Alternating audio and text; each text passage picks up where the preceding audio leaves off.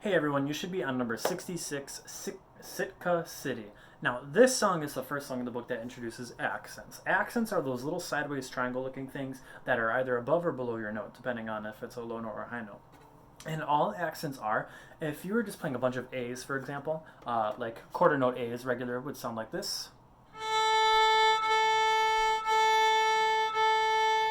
For accented notes, you're going to move the bow, you're going to kind of jolt it. You're going to move that bow really, really fast for the first split second of that note. And they're going to sound just like they have a little bit of a emphasized beginning of the note, like an attack on the note. So it's going to sound like this. Just make sure that you don't hit other strings like Mr. Match you just did right there. Once again, regular. Accented. Yeah, they're just a little bit more exciting. And that happens, let's see here, where does that happen? It happens on the second line of the song, on those high A's right there. Now, Sitka City is a good one because it uses your new key of A major. So think back what A major means. You have three sharps in your key signature. You have F sharp, C sharp, and G sharp in your key signature. And that's going to make it kind of challenging just because we're using kind of a newer set of notes here, but you're ready for it. You've been working on these for a while. Once again, your F sharp and C sharp, you've been doing those for a long time. These G sharps are the new one. Violins, you're going to be using your high G sharps, which is pretty easy for you. Violas and cellos, violas, you're going to be using your G sharps that are just on your D string, so that's going to be that extended third finger.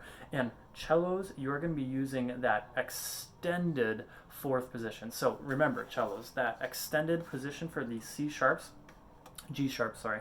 On your G string cellos, you're going to have G, A, the second finger is going to go all the way to B. So you're really going to have to stretch that. That's that X2 that they have there. That X2, if you look right away in your third measure cellos.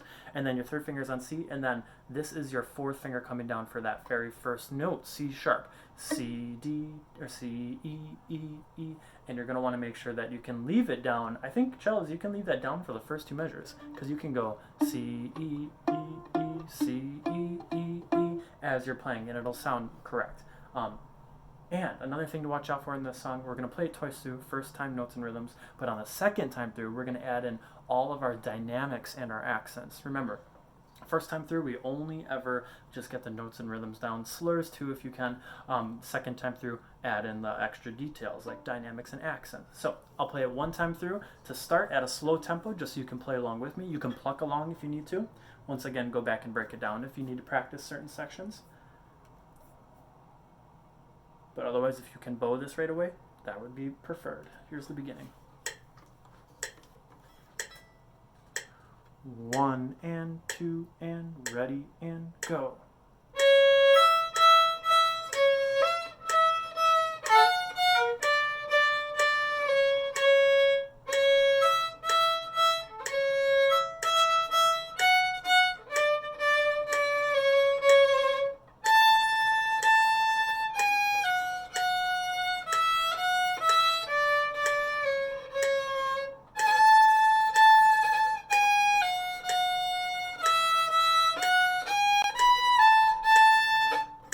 There we go. And I forgot to mention violins. Watch out for that high B at the very end. You have to use your pinky there.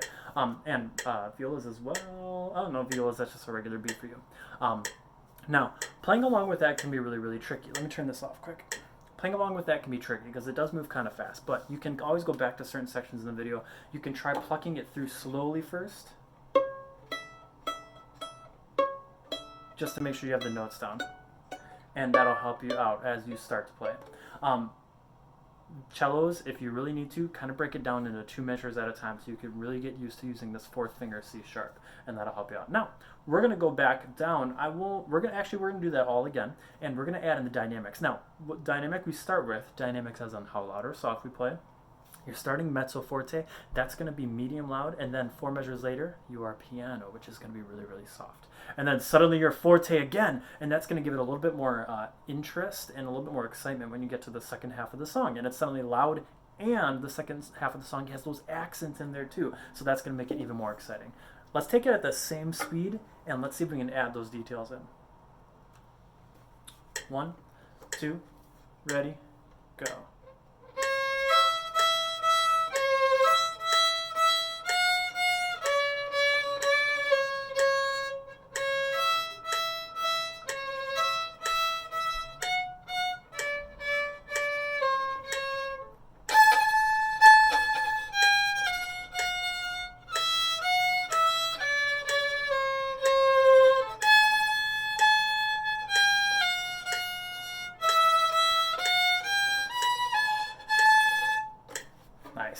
Now, if you are getting a shaky kind of sound to your bow like Mr. Matchy did on that high video, you might need to put just a little bit more weight on the string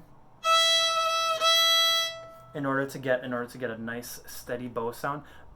Since I'm right home and I have to play a little bit quieter so that the neighbors don't hear me through the walls. Since I'm at home, I'm trying to play a little bit softer, and so I'm trying to play with a really light bow with that.